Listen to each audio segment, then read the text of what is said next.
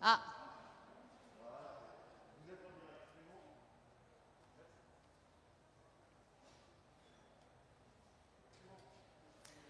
Bien, eh ben, bonjour à toutes et à tous et bienvenue dans cet atelier « Comment rompre avec le présidentialisme ». Je voudrais d'abord remercier nos invités. Edoui Plenel, président fondateur de Mediapart, Dominique Bertinotti, qui a été maire du 4e arrondissement à Paris, ministre de la famille, mais aussi conseillère à l'Élysée, maintenant conseillère d'État.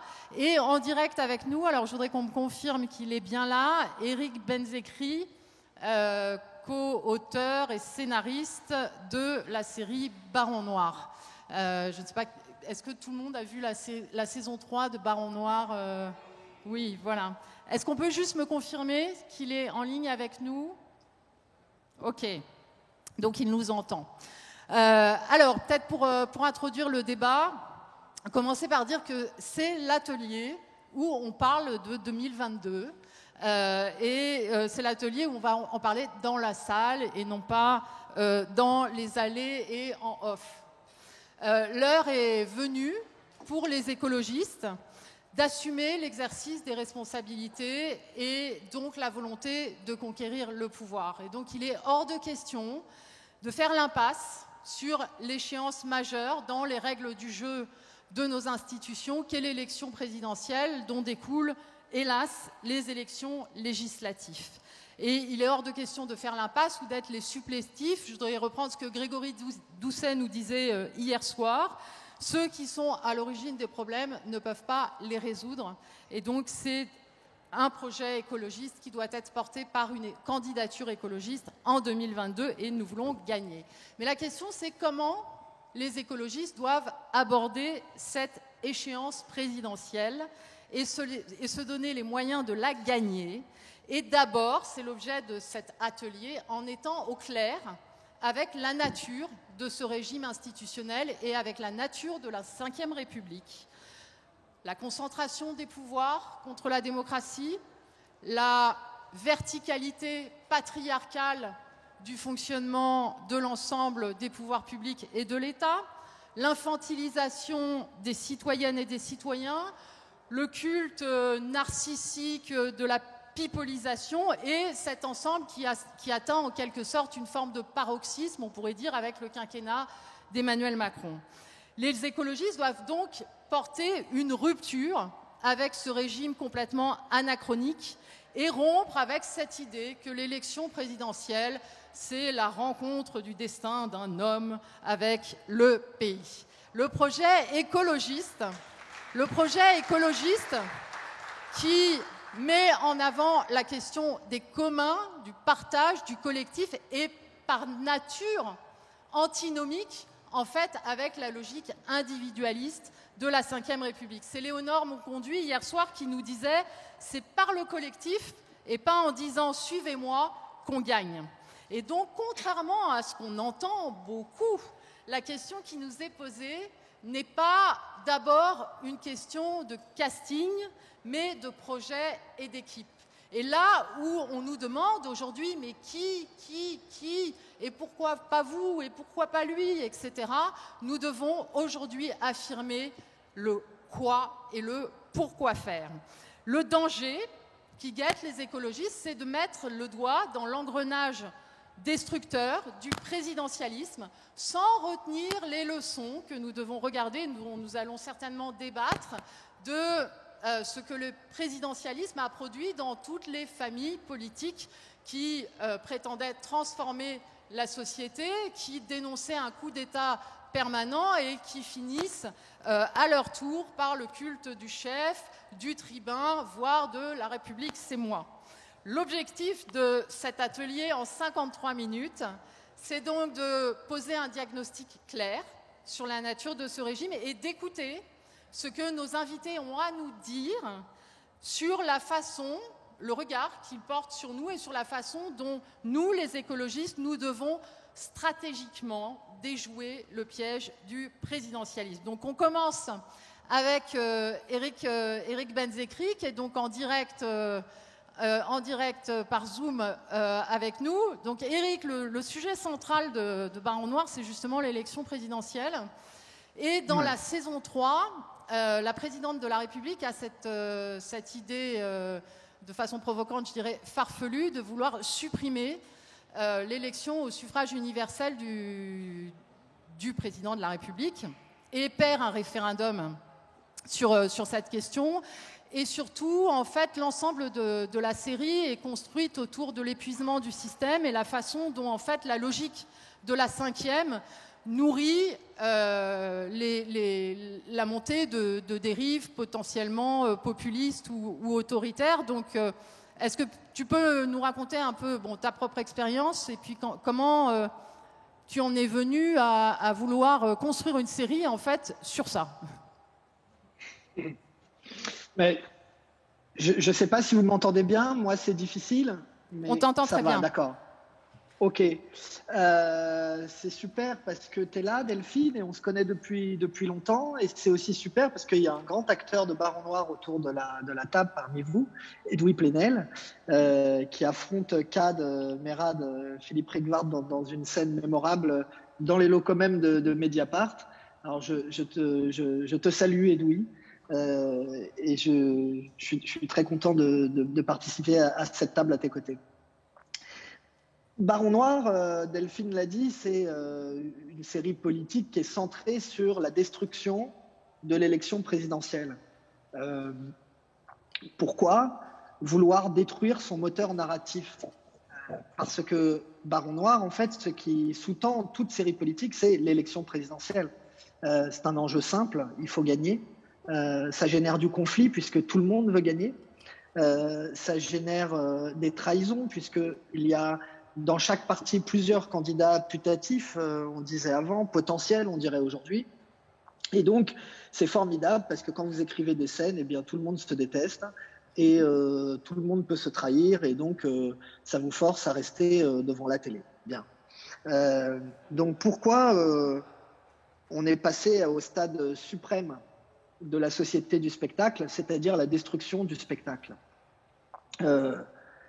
Et pourquoi on en a fait un spectacle avec cette saison 3 qui est la plus dense politiquement peut-être des 3 saisons et la plus intense je dirais en rebondissement. C'est assez simple, je ne vais pas vous mentir, je vais vous raconter en 2-3 minutes comment ça s'est passé. Il y a à la fin de la saison 2 le personnage principal, Philippe Rigvard, chez qui germe l'idée folle, non pas d'avoir inventé l'école, mais de se présenter à l'élection présidentielle. Alors on était très content de faire ça, parce que tout le monde a envie de voir la saison où Rigvard va être candidat. Mais le jour où on se retrouve à réfléchir à ça, je ne sais pas comment vous dire, mais on n'y arrivait pas. On n'y arrivait pas pour plusieurs raisons. La première, et elle est essentielle, c'est que c'est très attendu, c'est linéaire, on a un programme à respecter, voilà. On a un petit cheval, nous aussi, il s'agit de le mener au bout de la course des petits chevaux. C'est pas très intéressant. Ce qui est intéressant dans un scénario, dans un film, c'est la surprise, c'est le rebondissement. Alors, on n'arrivait pas à construire quelque chose qui était intéressant. Deuxièmement, encore plus important, encore plus grave, ça normalisait le personnage. C'est-à-dire que ça en faisait non plus un militant du nord de la France qui avait maille à partir avec sa direction, qui avec l'Élysée, qui avec son parti, et il devenait comme tous les autres. Il était normalisé. Il n'y a rien de pire que d'avoir un héros normalisé. Et puis, troisièmement, toujours dans l'escalade du pire, pour qu'il puisse gagner, alors que cet homme avait quand même fait de la tôle pour malversation, eh bien, il fallait en faire un Trump de gauche. C'est-à-dire quelqu'un qui casse tout, qui détruit tout, et qui en rajoute dans la provocation. Si vous voulez, parce que c'est ça la logique de cette élection. Vous avez un grand spectacle, et plus vous en faites, plus vous êtes, comme on dit dans les médias, un bon client, et plus on repasse vos interventions, et plus on dit « Ah, mais qu'est-ce qu'il va dire celui-là? Finalement, je l'aime bien, qu'est-ce qu'il leur met ?» Bon, ça s'appelle la vulgarité en politique. Quand il ne s'agit plus d'exposer des arguments, mais qu'il s'agit simplement de trouver la formule qui fait mouche. Moi, c'est mon métier, je suis dialoguiste, mais un homme politique, c'est pas ça. Donc, il y avait là comme une interdiction de continuer à faire de Rick Wart un candidat, jusqu'au point où j'ai dit à mes co-auteurs, Olivier Demangel, Raphaël Chevènement et Thomas Finkielkraut, on va aller voir Canal pour leur dire qu'on n'a pas de saison 3. Parce que ça marche pas, on aurait en fait tué Rick Wart en faisant un candidat comme un autre. Et puis, il y a une idée qui nous a débloqués. C'est la grande idée. C'est l'idée sur laquelle la gauche avait commencé à se reconstruire. C'est l'idée par laquelle les révolutionnaires ont construit définitivement la nation française. C'est celle des institutions. Et comment c'est passé, je m'en souviens tout de suite. C'est comme si tout le sens de la série, y compris des 2 précédentes saisons, s'était révélé à nous. Tout convergeait vers ça. L'ascension vers la bataille suprême, et puis, en fait, comme idée principale, détruire la bataille suprême. Car la bataille suprême, en vue de trouver un chef suprême, c'est la négation des valeurs de la gauche, donc des valeurs de Rick Wart. Qu'est-ce qui nous a particulièrement motivés? Il reste 1 minute, Éric. Le timekeeper, Pierre, qui est en face de moi, veille au temps. Je t'ai pas entendu. Ah, alors continue. Non, c'était une blague. Je t'ai très bien entendu, mais je faisais comme il y a 20 ans. Voilà. Je termine en une phrase. L'élection présidentielle, elle gêne tout le monde. Elle gêne pas que la gauche. Et elle gêne, et je pense que c'est là le cœur du débat, elle gêne la démocratie elle-même. Elle gêne les citoyens. En fait, elle interdit de penser les communs et de penser la reconstruction, la refondation, appelez ça comme vous voulez. Bref, elle interdit le collectif. Et ce caractère-là n'a pas été simplement aggravé, mais a été poussé à son paroxysme par l'inversion du calendrier, puisqu'il suffit de faire plus que Le Pen au premier tour pour avoir tous les pouvoirs pendant 5 ans. Voilà, donc on a fait toute la saison là-dessus, du point de vue de chaque personnage. Et j'ai hâte de savoir ce que vous avez, vous, à en dire de votre côté. Merci, Éric.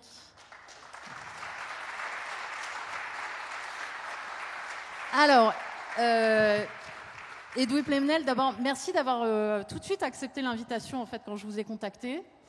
En évoquant notamment un papier que vous avez publié, je crois que c'était début juillet, sur le grand abêtissement politique qui est cette élection au suffrage universel direct du président de la République. C'était à l'occasion du remaniement, en fait, du changement de Premier ministre, dans lequel vous développez avec constance, depuis des années, la façon dont, en fait, on est dans un régime qui est le stade infantile de la démocratie, de nature profondément monarchiste. Moi, j'avais été frappée par, dans le livre, je crois, d'Emmanuel Macron, cette phrase dans laquelle il dit que le peuple français n'a jamais voulu la mort du roi.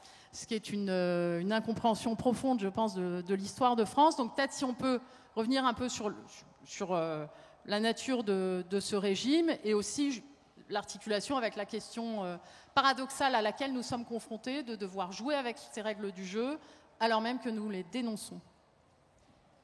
Bien, merci pour l'invitation, même si, comment dire, par moments me saisit une lassitude, parce que la constance, c'est aussi le mythe de Sisyphe. On soulève le rocher régulièrement et il retombe à chaque élection présidentielle. Éric a employé un mot à partir duquel je voudrais décliner ma réponse, qui est le mot vulgarité. Je pense que le spectacle que nous avons sous les yeux depuis Sarkozy, je dirais, évoque dans la sphère politique cette phrase que met Albert Camus dans ce roman posthume, Le Premier Homme, dans la bouche de son père. Un homme, ça s'empêche. La dégénérescence de ce pouvoir présidentiel nous montre des personnes, hommes pour l'essentiel, qui ne s'empêchent plus. Nous avons des socialistes d'il y a 4 ans, des écologistes d'il y a 4 ans, qui n'ont eu aucune gêne dans leur dérive avec le présidentialisme, à soutenir récemment au municipal des listes de droite dans l'alliance avec En Marche qu'il vilipendait pas plus tard qu'avant-hier. Le spectacle des opportunismes, des dérives individuelles, des virulences, des vulgarités médiatiques, des personnages qui sont mis en évidence, qui piétinent les contre-pouvoirs, la justice, la presse. Ce spectacle illustre comment ce présidentialisme, au bout du compte, finit par abîmer, abaisser, non seulement abêtir, mais profondément vulgariser au sens il n'y a plus de tenue, il n'y a plus de décence, l'espace public, qu'il soit politique ou médiatique. Alors, je voudrais répondre à votre question en 3 mots, au fond. Une conviction, une interrogation et une proposition pour commencer à ouvrir le débat. La conviction, c'est que toute politique d'émancipation, je dis bien d'émancipation, au fond, le mot qui nous importe ici, c'est d'être du côté de ce qui nous émancipe. Et l'émancipation, elle s'enrichit toujours de nouveaux programmes. Elle a eu la question démocratique, la question sociale, la question des femmes, la question coloniale et évidemment aujourd'hui la question du tout vivant du monde. Aucune politique d'émancipation ne pourra s'accomplir dans ces institutions. Ces institutions sont plus fortes que les personnes qui veulent s'en emparer. Elles corrompent les meilleures volontés et elles libèrent les pires.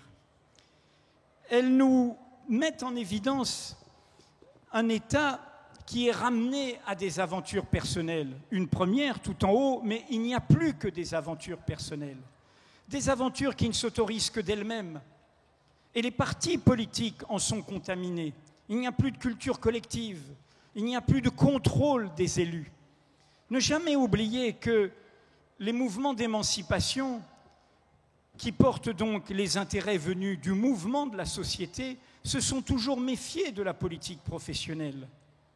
Ils ont toujours voulu que, justement, elle soit sous contrôle, pour ne pas s'éloigner du mouvement de la société, que les indemnités soient sous contrôle, que le rapport même à comment on fait ce métier de la politique soit sous contrôle de la base. Il y a derrière une idée essentielle qui était que la politique, ce n'est pas l'État. L'État n'est pas en soi le bien commun. L'État, c'est aussi le lieu d'un rapport de force. C'est aussi le lieu d'une bataille. Il a fallu conquérir des droits pour les fonctionnaires, des droits pour les enseignants, des droits pour s'exprimer. Et donc, la politique d'émancipation, c'est le lien avec la société. Et le présidentialisme, qu'est-ce qu'il a créé et qui explique profondément depuis 80 le recul de toutes ces politiques d'émancipation en profondeur au niveau de l'expression partisane, de l'expression politique, de la désertion du peuple, regardez les abstentions aux élections, eh bien ce qu'il a produit, c'est cette contamination par l'État, par une politique professionnelle. Je vois qu'il me reste déjà peu de temps pour cette introduction. Ce que je voulais dire, je m'en tiendrai du coup... Non, on veut bien les deux autres points quand même. On veut bien les deux autres points. Sur la conviction. Il faut bien voir que nous sommes issus, ma génération, j'ai 68 ans, nous avons épousé cette idée que nous allions défaire ce système. C'était le point commun de toutes les forces politiques qui ont accompagné l'alternance de 80. Quels que soient les itinéraires et les carrières partisanes, tout le monde pensait qu'il y avait un système du coup d'État permanent. On ne va pas le revisiter en détail ici. Le coup d'État permanent a été accentué. Le pouvoir présidentiel a été renforcé. Le pouvoir de nomination du président a été renforcé. Le pouvoir du président de gérer l'agenda à son bon plaisir, et c'est ce que je disais à propos du changement de gouvernement, il y a un échec présidentiel, eh bien le président peut y échapper en rejouant la donne uniquement par son pouvoir, alors que dans le cadre d'un système parlementaire, cela obligerait à un débat collectif. Bref, le point est tout simple. croire qu'aujourd'hui, en se faisant élire président de la République, un candidat écologiste pourra mener la politique qu'il prétend mener est une utopie. Est une utopie documentée. Quand Nicolas Hulot démissionne, l'événement qui n'a pas été assez souligné, c'est de voir l'homme du lobby des chasseurs dans le bureau des présidents la veille, le même homme qui est préfacé aujourd'hui par Dupond-Moretti, l'actuel garde des Sceaux. Nous avons révélé en écho au Baron Noir, pourrait-on dire, c'était une série audio, plus vraie qu'un scénario, avec les enregistrements du Squal.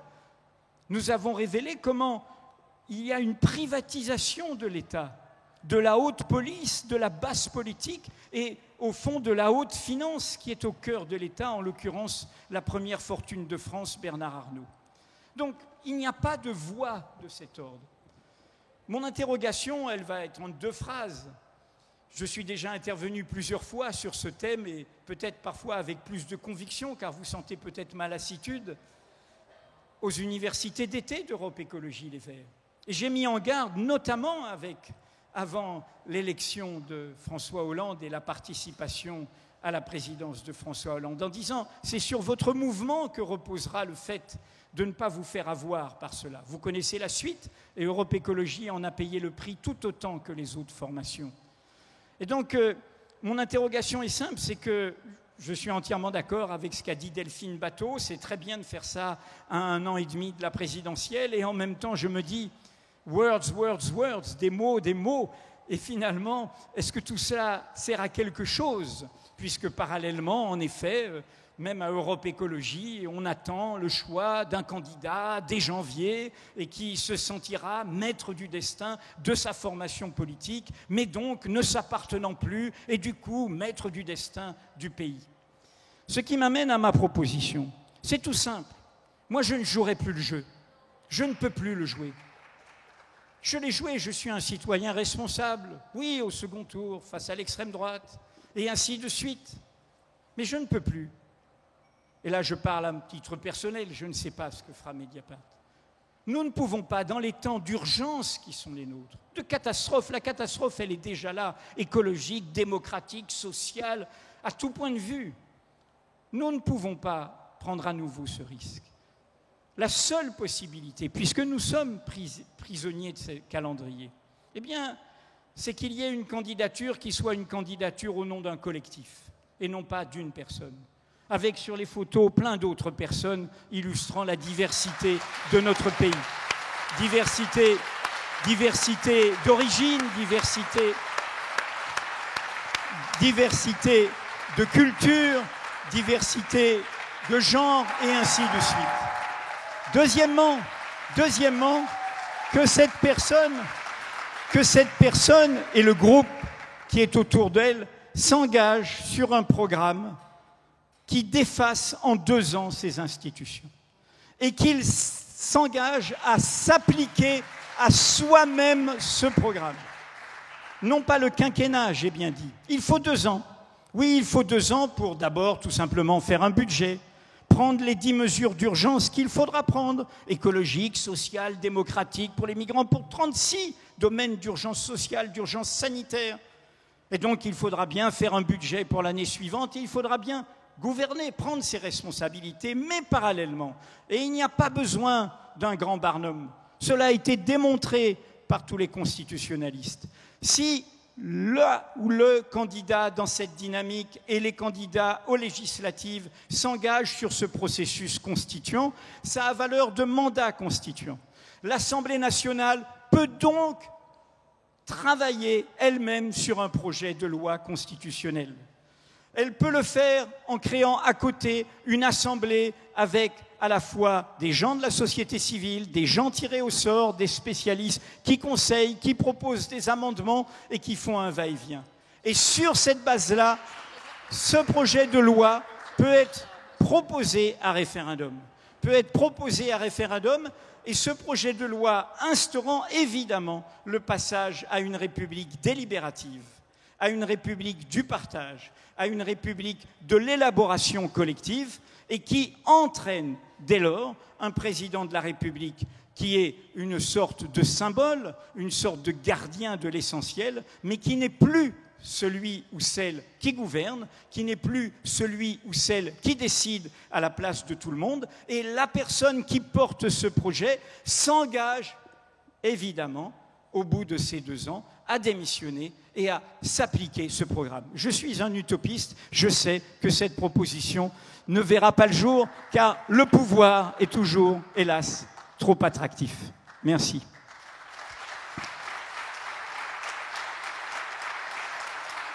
Alors,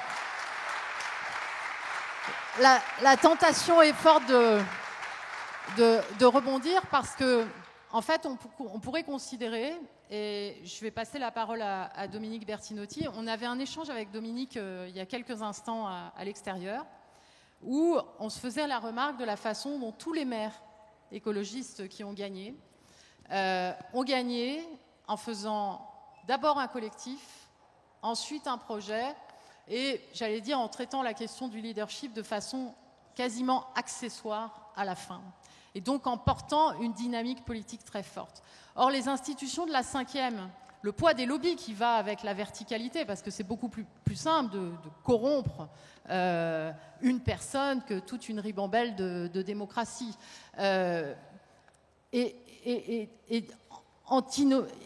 Doit s'affronter en fait dans cette logique. Donc Dominique, toi tu as à la fois une expérience de l'appareil d'État et tu as aussi une expérience d'élu de terrain et de la façon dont il est impossible de transformer la société sans les citoyens. Donc est-ce que tu peux rebondir un peu sur le débat? Ensuite je reviendrai vers Eric qui nous entend toujours.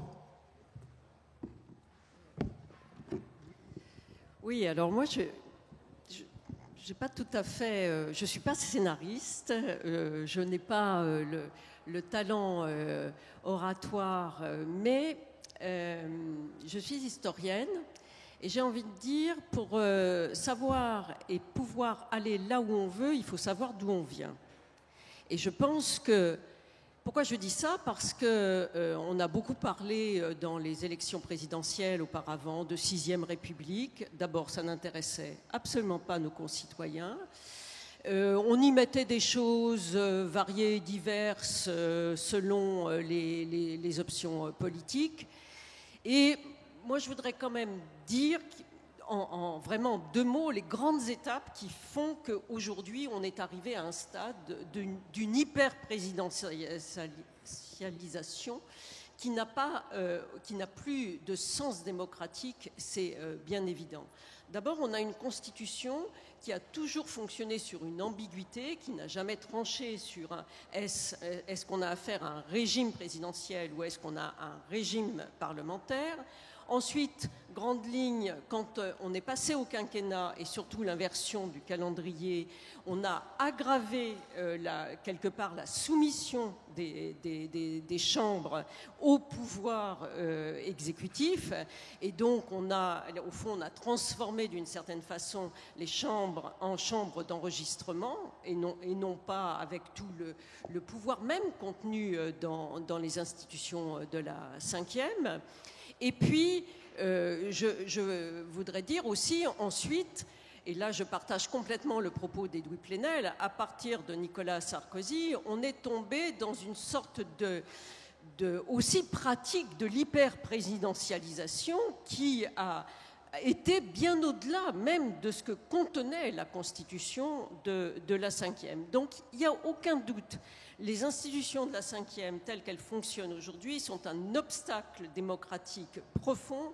Et effectivement, s'il est bien une chose, c'est changer les institutions, changer de république. Il peut y avoir un débat là-dessus, mais il est clair que le prochain gouvernement, le prochain président, les prochaines chambres devront s'atteler à cette obligation. Le deuxième point je voudrais juste dire, dans la crise des Gilets jaunes, ce qui démontre l'hyper-présidentialisation, il y avait un slogan qui était « Macron démission », ce qui démontre bien la façon dont le présidentialisme et l'ultra-présidentialisme est venu, puisque s'il est bien quelque chose que l'on ne peut pas obtenir par le biais des institutions, c'est la démission du président de la République. Mais on est passé effectivement à une République jupitérienne. Il faut aussi bien comprendre une chose, et c'est ce qui me conduira justement à le propos que venait de tenir Delphine, c'est que la vie politique a été tellement centrée sur l'élection présidentielle, l'inversion du calendrier, tout cela fait que ça tourne autour, il n'y a plus que cela, que la présidentielle. Et ça a étiolé la vie des partis politiques, puisque la vie des partis politiques se résume à savoir comment on va choisir un candidat, et comment on va constituer des écuries, et éventuellement comment on va constituer un programme. Et effectivement, il faut que Europe Écologie Les Verts fasse très attention à ne pas tomber dans ce qui serait terrible. On peut parler d'une certaine façon, Delphine et moi, de l'expérience que nous avons eue du Parti socialiste et de la dérive, non seulement présidentialiste, mais de la dérive idéologique que cela a suscité, puisqu'il n'y a plus de contre-pouvoir. Dernier point sur le constat de la nécessité de rompre avec le présidentialisme, c'est que la société a profondément évolué. Aujourd'hui, nous n'avons plus de forces sociales organisées, puissantes, qui sont capables d'être des contre-pouvoirs à la politique gouvernementale, ce qui facilite aussi d'une certaine façon la prise de décision du président de la République. Et si vous regardez bien, et la crise sanitaire en a été également un exemple, c'est que toutes les décisions qui ont été prises pour lutter contre la crise sanitaire sont le fait, je dirais, d'un petit groupe, allez, je vais lancer, je vais me faire que des amis, d'énarques, c'est-à-dire de gens qui ressemblent au président de la République, de ce que Bastien François appelle la noblesse d'État, mais c'est ça, c'est une noblesse d'État, qui, avec l'aide de quelques experts, organise des décisions qui, somme toute, sont des décisions opaques, et c'est bien là qu'est le point, et qui fait que, au fond, le citoyen est privé absolument de toute possibilité de contrôle de la prise de décision publique.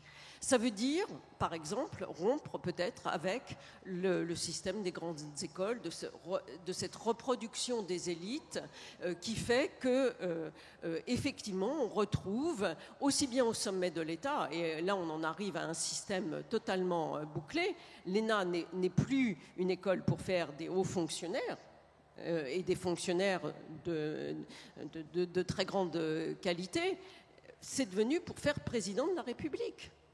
Et si on n'est pas président de la République, on devient ministre. Bon. Donc, ce qui est dramatique dans tout cela, c'est que c'est la désaffection profonde du citoyen, et c'est là où je veux en venir, parce que c'est là où, à mon avis, nous allons peut-être avoir des nuances, peut-être pas des divergences, mais des nuances sur les solutions que Edoui Plenel a tracées, et qui fait qu'aujourd'hui, le système représentatif est un système totalement à nu. Totalement à nu. Il n'y a plus aucune confiance entre l'essentiel de la population. On ne parle même plus des citoyens. Dominique Rousseau dit très juste, on parle des gens. On parle de l'opinion publique.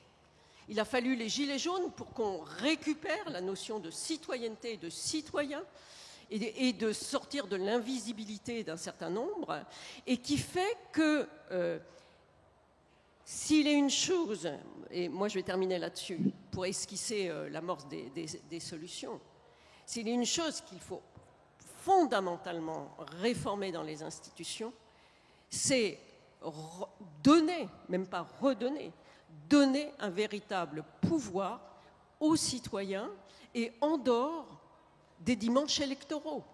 C'est donc comment nous allons constituer une véritable institutionnalisation du pouvoir citoyen. Merci Dominique. Alors, comme le temps défile très vite, merci beaucoup. Moi, je voudrais qu'on se concentre sur le fait que donc, à partir de ce que vous dites les uns et les autres, on ne peut plus être dans la logique de ceux qui disent bon bah on va jouer avec les règles du jeu et puis on va attendre de gagner et une fois qu'on aura gagné, on changera les règles du jeu avec toutes les expériences précédentes qui ont montré qu'en général ce n'était pas fait. Parce qu'en fait, les moyens déterminent la fin et vice-versa.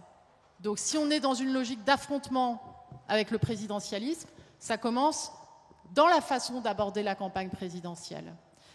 Donc vous avez mis une idée sur la table, moi j'en ai d'autres du même genre, donc je voudrais vous faire réagir peut-être Éric Benzekri là-dessus, parce que le scénario c'était la suppression de l'élection au suffrage universel du président, mais ce n'est pas un scénario de campagne électorale pour gagner une présidentielle tout en n'étant pas d'accord avec cette règle du jeu et avec ce régime. Donc ce scénario-là, Éric, tu l'écrirais comment ?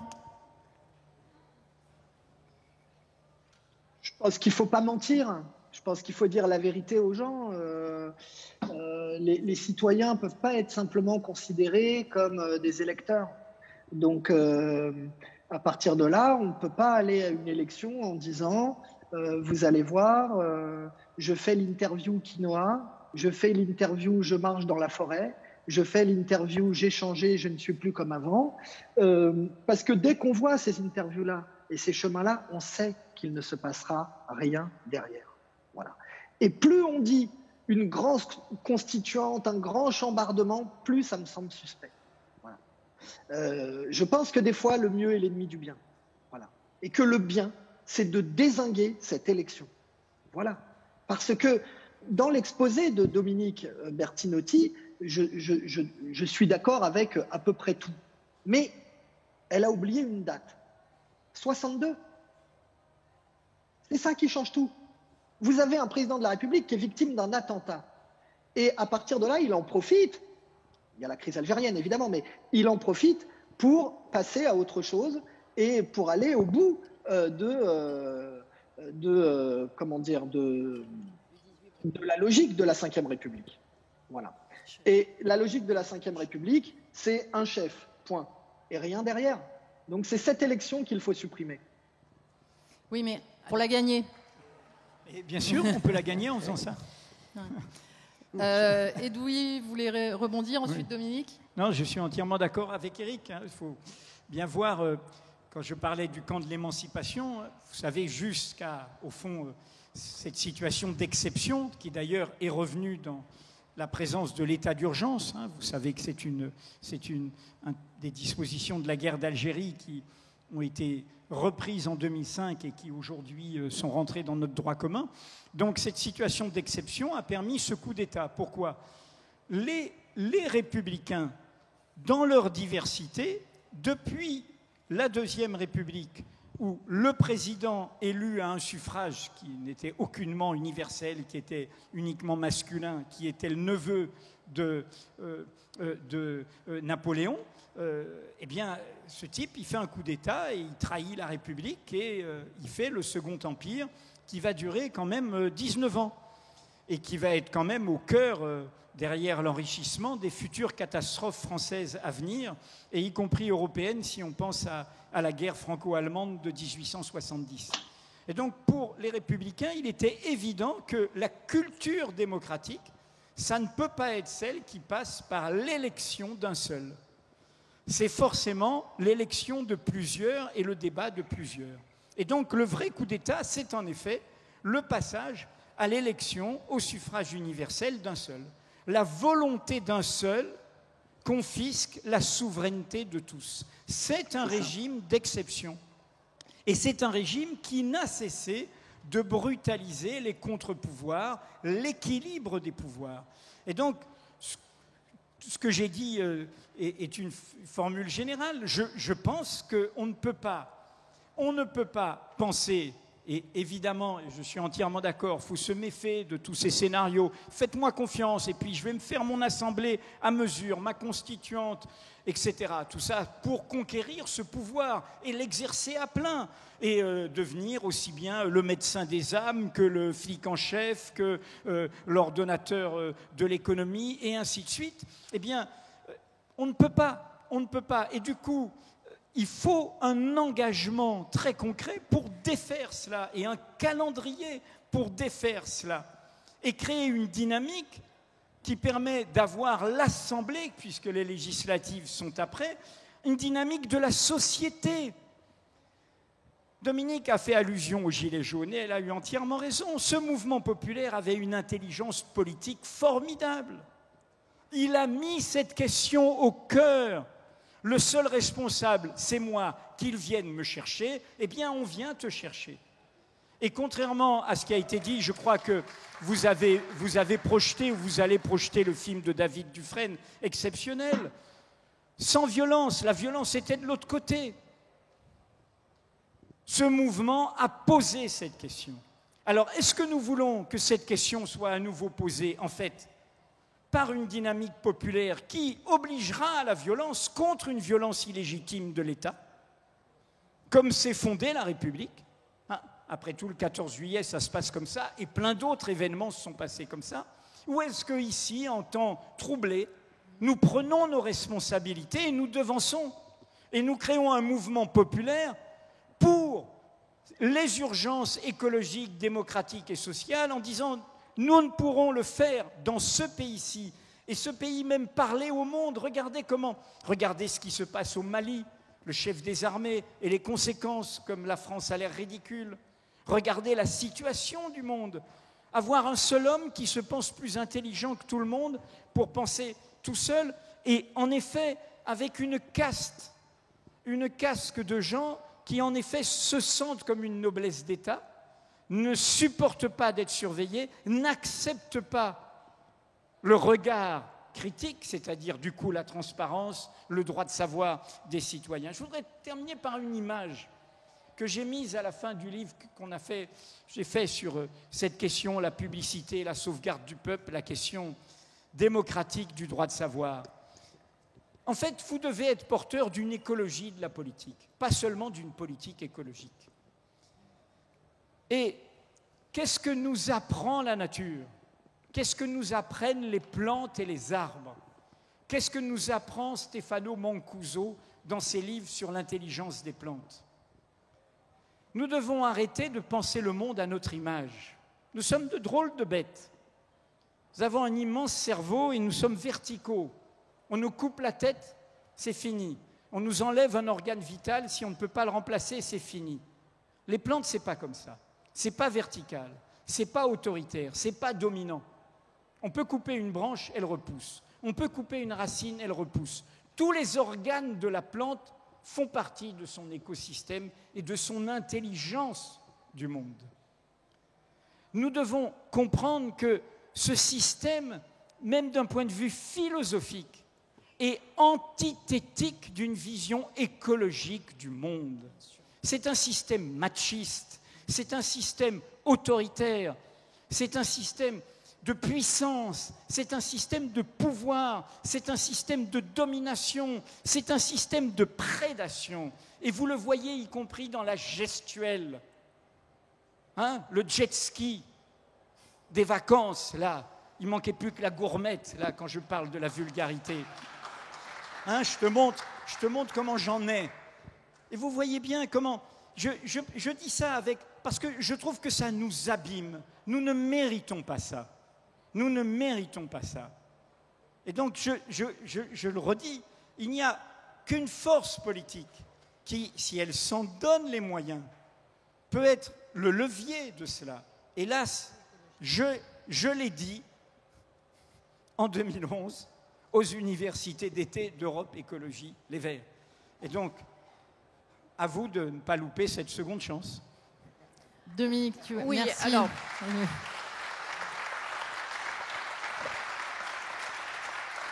justement, pour ne pas louper cette seconde chance, moi je fais une proposition. Si vous avez suivi un peu les travaux de la Fondation Hulot sur Osons le Big Bang démocratique, vous avez vu que des gens comme Loïc Blondiot, Dominique Bourg, Bastien François disent très clairement qu'il est impératif de débloquer l'avenir. Débloquer l'avenir. Et ça, c'est important d'être porteur de cette ambition. Et eux parlent de processus constituant participatif pour justement changer les institutions. Ils vont dans une très très grande précision des modalités qui associent l'ensemble des citoyens au processus, et c'est quelque chose qui prend 6 mois. Donc on n'a même pas, je veux dire, besoin d'attendre tant. Eh bien moi je dis, à l'aune de ce qui est proposé, par exemple, par la Fondation Nicolas Hulot, à l'aune de ce qu'a fait Grégory Doucet pour emporter la ville de Lyon, et qu'il a très très bien expliqué dans l'atelier précédent, celui-ci, eh bien, chiche que LV engage un processus présidentiel participatif, c'est-à-dire une association de l'ensemble des citoyens qui sont directement concernés par l'élaboration d'un projet alternatif, qui puissent y contribuer et qui fera que, comme à Lyon, l'essentiel, le premier point, c'est le projet. Et ensuite, c'est au travers de ce travail participatif qu'on peut définir quel est le meilleur leader pour pouvoir ensuite incarner effectivement les transformations qui sont nécessaires. Moi, je tiens beaucoup, beaucoup, beaucoup à ça, parce que si nous ne faisons pas un processus de projet alternatif qui n'associe pas les citoyens dans leur grande diversité, alors ils considéreront qu'on continue, comme on a toujours fait, qu'il y aura un candidat Europe Écologie Les Verts, qu'il y aura un candidat peut-être gauche démocratique, qu'il y aura un candidat macroniste, et ils ne se déplaceront pas.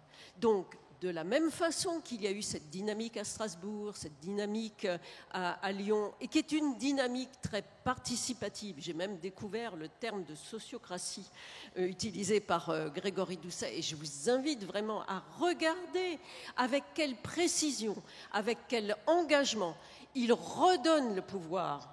Pour le coup, il a redonné le pouvoir aux Lyonnais qui ont élaboré avec lui et qui ont permis non seulement l'élaboration d'un projet alternatif pour Lyon, mais aussi le choix de candidats, parce qu'il n'y a pas seulement le maire de Lyon, il y a aussi tous les maires d'arrondissement et tous ceux qui ont participé aux listes. Et vous verrez que, eh bien, dans ces listes, au moins la moitié des gens étaient des gens non encartés, non engagés, mais qui ont repris confiance dans le fait que les gens, je ne vais pas utiliser, puisque j'ai critiqué ce terme, les citoyens veulent reprendre leur destin en main. Et notre principale responsabilité, c'est de leur donner les outils pour qu'ils reprennent leur destin en main. Et ça passe par l'élaboration d'un processus, je le répète, présidentiel participatif, qui sera la politique par la preuve qu'effectivement, la France ne sera pas gouvernée et dirigée de la même façon qu'elle ne l'a été jusqu'à présent. Merci Dominique. Éric, il nous reste 2 minutes. Est-ce que tu veux ajouter quelque chose, si tu nous entends encore? Oui, un conseil. Je parle, comme dirait l'autre, depuis un vieux parti, parce que j'ai été militant du Parti socialiste, et lorsque je l'ai quitté comme militant, c'est l'idée principale de Baron Noir, c'est de raconter le crépuscule de ce Parti socialiste. Et Dominique, je crois, le disait tout à l'heure, a vraiment raison. C'est ça qu'il faut retenir, vous qui êtes une force qui progresse, qui se constitue presque comme nouvelle force centrale dans la société. Il faut écouter ces leçons-là. C'est la logique de la Ve République, nouvelle façon, qui a détruit le Parti socialiste. Comme collecteur d'idées, comme organisateur d'idées et comme machine à former, à éduquer les citoyens, à les élever. Il y a l'école et il y a les partis politiques, il y a les syndicats, et tout ça est totalement antinomique avec l'idée césariste de la Ve République. Et je ne comprends toujours pas comment on a réussi à inverser ce calendrier-là, qui est vraiment, c'est le calice jusqu'à la lie. Et à la fin de ce processus, il y a la disparition de la démocratie. Il faut en être bien conscient. La saison qu'on a écrite là, la dernière, est une mise en garde de la première image à la dernière. Voilà. Bravo. Merci beaucoup. Alors, j'ai plus de micro. Merci, Edoui. On va tenir le timing. Donc, il y a un côté extrêmement frustrant parce qu'on aurait bien aimé pouvoir prolonger les échanges avec nos intervenants, avec des questions et des interventions de la salle, avec des questions et des interventions sur les réseaux sociaux. J'espère que le replay circulera beaucoup. Et je voudrais, à cette étape, tirer deux conclusions de la discussion. La première, c'est que je ne voudrais pas qu'on conclue de tout ce qu'on a dit sur la Ve République qu'il faudrait aborder les échéances de 2022 à reculons. Comme une espèce de truc qui nous dégoûte, c'est pas pour nous. Non, faut y aller. Faut y aller, mais en affrontant le système et pas en se pliant à ces règles du jeu, qui sont des règles du jeu qui nourrissent dans notre pays la désaffection démocratique et qui sont des règles du jeu auxquelles l'écologie politique, dans ce qu'elle incarne, ne survivra pas. Ma thèse, c'est que nous ne pouvons pas gagner l'élection présidentielle compte tenu du poids des lobbies, compte tenu, je vous invite à lire un livre qui s'appelle « Le grand manipulateur », compte tenu de l'ensemble des mécanismes, de l'appareil d'État, etc. Nous ne pouvons pas gagner l'élection présidentielle, nous les écologistes, autrement qu'en conduisant en quelque sorte une révolution douce, une révolution tranquille qui permette de changer le système sans violence. Et ça commence par ce qui a été le mot d'ordre déjà dès hier soir, le collectif, le collectif, le collectif. Et pour conclure, je voudrais peut-être m'adresser à vous, les militants. Acceptez pas, en fait, les règles du jeu. Je parlais tout à l'heure en ironie de ce qui se passe un peu dans les couloirs sur mais alors, comment on va faire et qui, etc. Et les questions de la presse et des médias dont c'est le rôle, dont c'est le jeu. N'acceptez pas cette espèce aussi d'abêtissement de vous-même. Tout le monde ici est candidat à l'élection présidentielle. Et on va toutes et tous être candidats ensemble à l'élection présidentielle pour changer ce système. Je crois qu'on a fait mieux que tenir les délais. Je voudrais remercier Pierre Benassaya, qui était notre assistant de production sur cet atelier. Je voudrais remercier aussi Saber Gasmi, qui a suivi les débats sur les réseaux sociaux. Et on pourra d'ailleurs tout à fait prolonger le live, parce que ça va être quand même un élément de discussion important des semaines qui viennent. Cette question collectivement, lucidement, de la façon la plus intelligente, la plus stratégiquement efficace dont nous devons aborder les échéances majeures du pays. Et encore merci à l'ensemble de la technique et à celles et ceux qui nous ont suivis sur les réseaux sociaux.